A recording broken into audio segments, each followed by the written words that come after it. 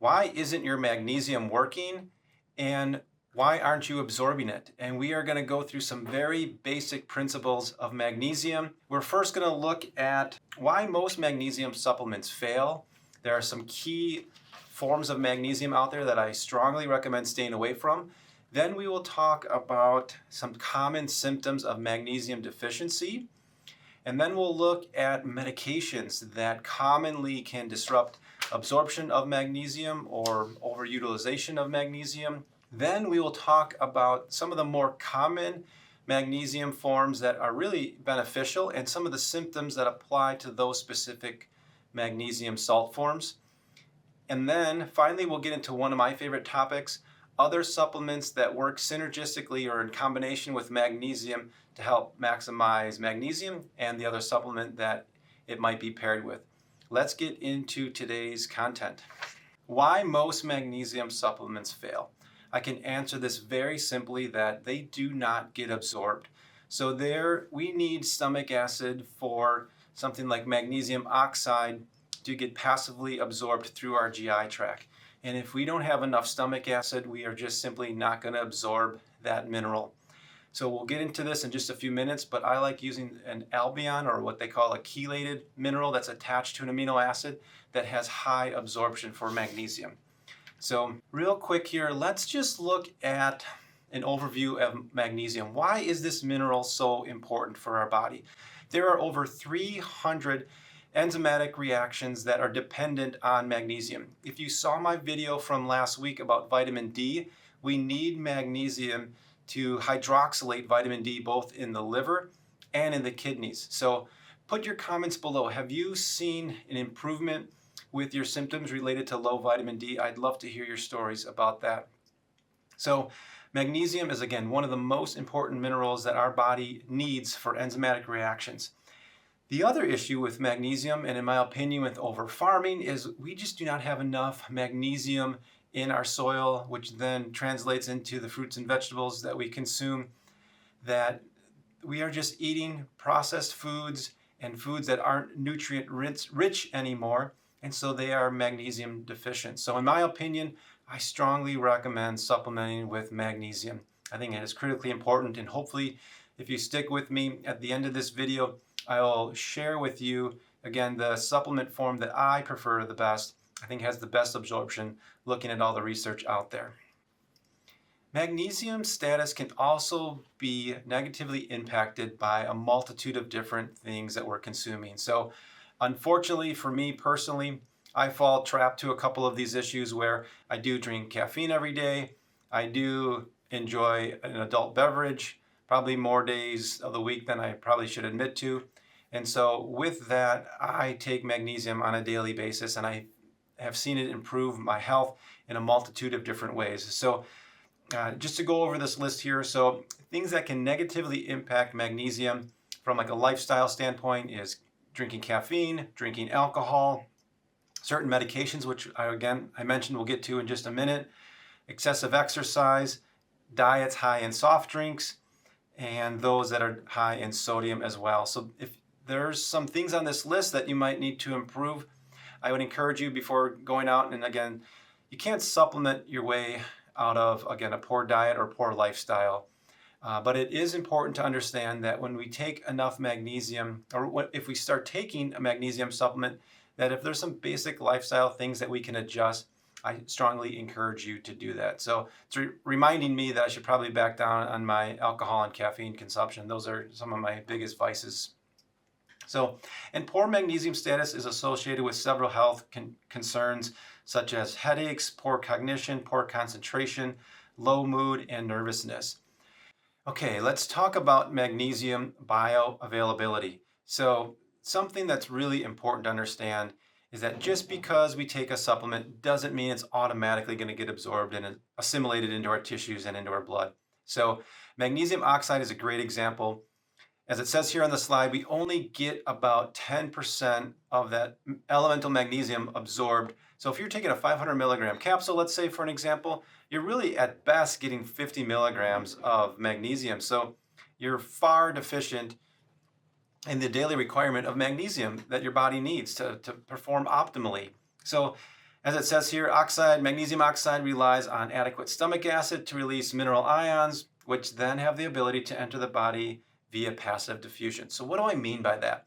So here's a great example. If you're on a proton pump inhibitor, some type of antacid medication, and you don't have the proper pH, stomach pH, this is going to make absorbing magnesium actually even that much more difficult. So there's actually been studies that have proven that if you're on an antacid like a PPI, like an omeprazole, or trying to think of pantoprazole would be another generic name for a proton pump inhibitor to help with acid reflux issues, that those patients are possibly predisposed to having even lower levels of magnesium, because if you're taking a magnesium oxide, you need stomach acid, which the medication is suppressing. So just another reason to be very careful about taking antacids. They can disrupt or inhibit the proper absorption of magnesium, calcium, and even iron. So be aware of that. Complete side note there, but I think that's very important to understand. Magnesium oxide can cause intestinal distress as well, usually diarrhea. So the take-home point on this slide is I do not recommend magnesium oxide. I will get to which form of magnesium I recommend in just a few minutes. But just know about bioavailability. It's super, super important.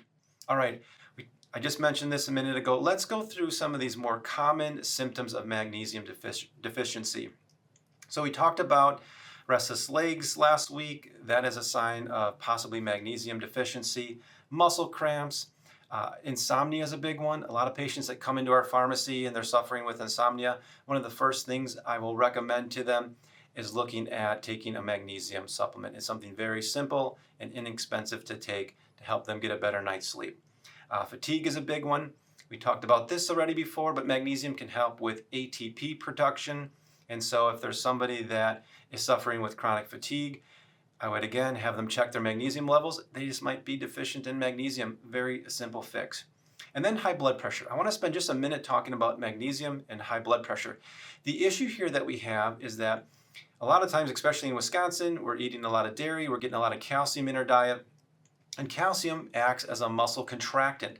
And the issue now that we have is we have a lot of calcium in our blood causing a lot of muscle contraction, especially the muscles that are wrapped around our blood vessels, creating this hypertension issue, this high blood pressure problem. Now, combine that with deficiency in magnesium, and now that blood pressure can stay elevated because we don't have magnesium to come in and relax the muscle tissue around the blood vessels. That could be a huge problem, kind of like a double whammy if you think about it that way. So think of it as a teeter-totter almost. And again, that's an oversimplification, but now you've got all of this calcium that is contracting the muscles in the body and in the bloodstream, and then you don't have enough of the magnesium that can come in and act as a natural calcium channel blocker and help to relax the muscle tissue.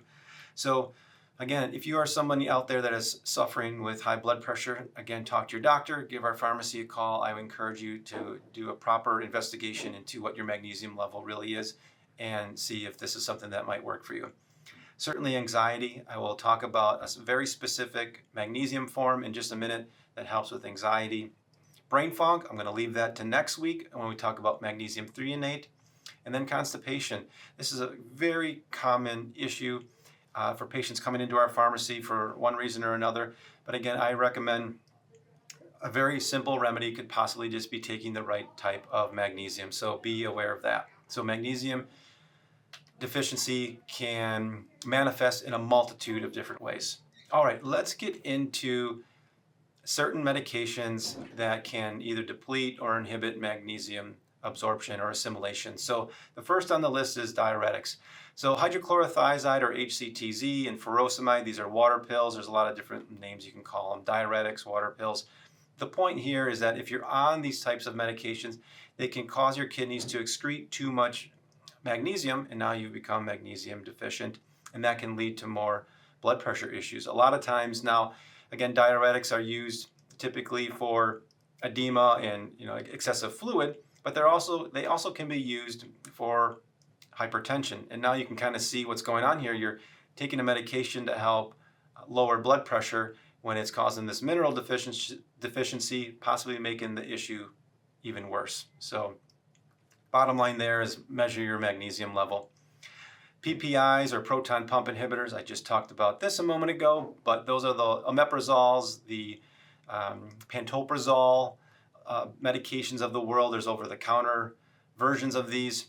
I'm not going to name them by brand name, but the point here is that those block stomach acid, which if you're taking the wrong type of magnesium, you need stomach acid even to absorb that 10%, talking about magnesium oxide.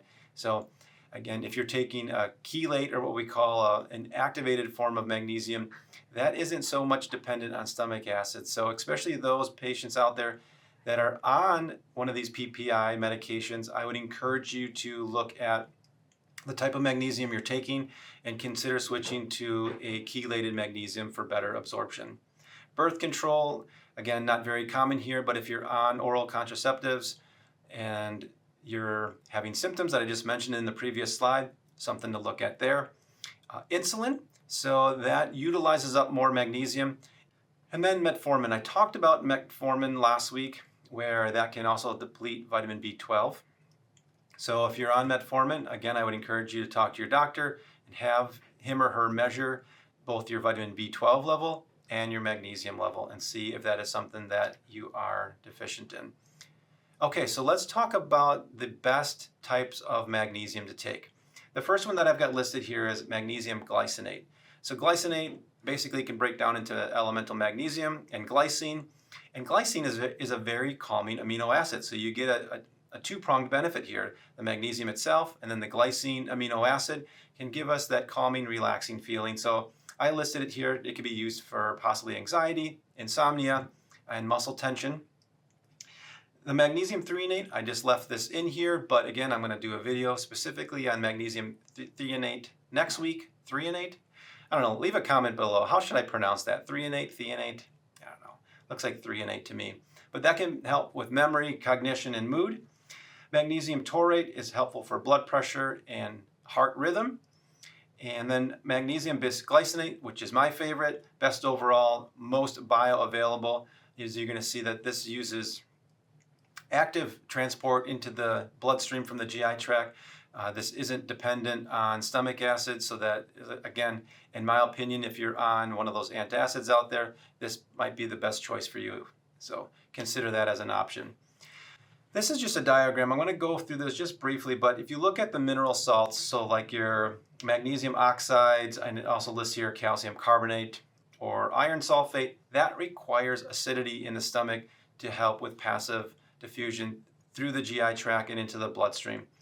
Whereas on the other side, on the blue side here, you've got your mineral chelates like your calcium glycinate, your magnesium glycinate, your zinc bisglycinate. I mentioned that before.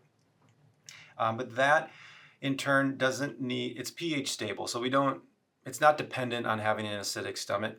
And then we have active absorption of the minerals and the amino acids through the GI tract. A very simple way to think of it, the way that I think of it, is when we chelate or connect an amino acid with a mineral, the body thinks of it more as a food source and then brings both that mineral and that amino acid into the bloodstream. Again, way oversimplification, but I think it makes the point that it just works better for absorption. And then get the facts on your magnesium. So you may be wondering right now, geez, what form of magnesium am I taking? Look at the supplement facts and see what salt form that your magnesium is in. So if it's in that oxide form, you're probably just flushing that magnesium literally right down the toilet. If you take too much magnesium citrate, which can be helpful for constipation, if you're getting too much of that, again, you're probably just flushing that magnesium literally right into your toilet. So look at the supplement facts. If it doesn't say the salt form, I'd be very concerned about that. You really want to see what salt form, what format your magnesium is coming in. So as it says here in the one that we sell at the pharmacy, it's a dimagnesium malate. Part of it is magnesium citrate. And then the other part, which is my favorite, is this magnesium glycinate chelate, which is very highly absorbed. Let me say that again. It is very highly absorbed. Let's talk about dosing, timing, and how to take magnesium. So the dosing does vary, obviously, from patient to patient and your nutritional status, but generally speaking, we need about 200 to 400 milligrams of elemental magnesium per day. And then start out slow. So I wouldn't jump into to like our capsules come into roughly about 100 milligram dose. I would start with one of those capsules with a meal, and depending on your symptoms, you might want to take it in the morning if there's more of the anxiety or nervousness throughout the day. But if you're somebody that can't sleep well at night, well, then I would recommend you take that later in the day with, maybe with supper or a small snack later on in the evening. But then slowly build your way up to maybe 2 or 4 capsules a day. Again, all depends on the individual. The other thing that's important with magnesium is we need vitamin B6. Vitamin B6, as it says here, helps to improve magnesium. If you're somebody that is suffering with that anxiety, nervousness, insomnia, you might want to consider taurine. This can help with that calming down the nervous system. So that's something important to keep in mind. And then potassium. We talked about this last week as well too. So something to add to your magnesium, especially if you have the muscle cramps or the restless legs. Let me know in your comments below. Again, I do love reading the comments about what has worked for you as an individual. There's so much, again, I call it personalized medicine, personalized nutritional support. What works for one patient may not work for the next. But if again, you're suffering with the muscle cramps, those Charlie horses that I talked about, something to consider is potassium and magnesium as a combination. We also have that available here at the pharmacy as well. And then something that goes against magnesium in some ways, as we talked about this too, is calcium. So they can compete for absorption, especially if you're relying on the stomach acid and you're taking like a calcium carbonate and a magnesium oxide together. They will kind of compete for resources in a way. So again, if you're taking calcium and magnesium as chelated minerals, that's not so much of an issue. But if again, you're taking magnesium oxide and calcium carbonate as your supplement sources, you might run into an issue there. It can block uptake. So be aware of that issue. And if you're interested in adding any type of professional grade supplement to your vitamin regimen, I encourage you to check out our online store, which is mdcustomrx.shop. Again, that website is mdcustomrx.shop. Here I've got listed here the Active Mag, which is that albion minerals, that magnesium chelate that I think is a fantastic product to start with. It is highly absorbable. And I encourage you to share this video with a loved one. If someone out there that is suffering with magnesium, or know somebody that is suffering possibly with these magnesium deficiency symptoms, please have that person give us a call. Again, we have 5 pharmacists here that are willing to help at any time. You're never a bother. I always get that on the phone. Oh, I'm sorry to bother you. Sorry to bother you. Give us a call. We want to make sure that your supplements, your vitamins, your medications are working right for you. Again, thanks for watching this video, and we will see you next week when I talk about magnesium threonate. Have a great day.